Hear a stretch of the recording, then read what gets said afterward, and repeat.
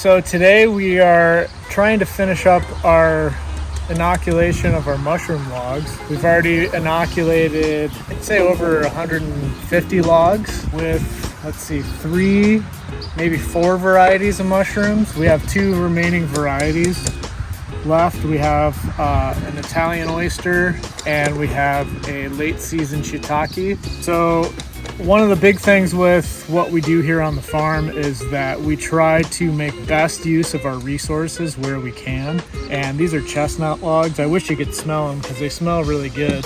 We had chestnut trees and we had 4 large ones. They were probably over 50, 60 years old. And they were heavy producers, but we couldn't sell the nuts and people weren't buying them.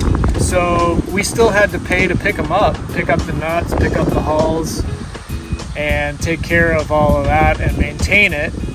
And we thought the best thing to do, since we're not able to sell the nuts, is to turn these logs into mushroom production so that we're not losing out on some income potential. And I know we can sell the mushrooms to restaurants, and there's very few farms around here in Southwest Michigan that are growing mushrooms, to my knowledge anyway. So we're taking our chestnut logs and turning them into mushrooms. So that's what we're up to today. So Rylan, what do you do with the inoculation station? Well, I'm just plugging in the inoculant into the holes as deep as I can with this here plunger.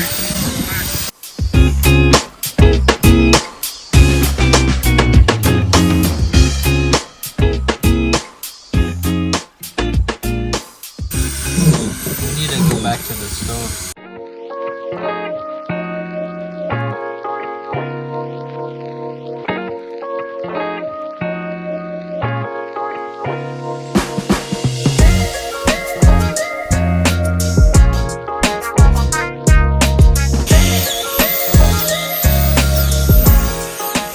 So why are you using the drill for these logs? So basically this is a bit that it's got a stop on it.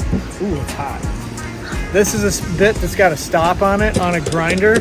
There's higher RPMs on this, so I can drill these logs really fast. And the idea is we drill these holes and it makes, a hole that's about that deep. And then from here, after I get these holes drilled and after these are labeled, this particular variety's Italian oyster mushroom, after I get these labeled, or after I get them drilled, they go to the inoculation station where Esme and Grandpa are putting the inoculant into the log holes. And then it rolls, once they're done with the log holes, they fill those holes all the way to the top. And then once those holes are filled, then they send them to the wax sealing station where Hawk and Rylan are working. And they're using a hot paraffin, food grade paraffin wax to seal up the holes so that the inoculant doesn't dry out. And then we take these to the laying yard, which is over at in the woods in a shady spot where we have irrigation. And these logs will receive about 1 inch of water per week until they start fruiting. Then when they start fruiting, we stack them in a high crib and then we harvest.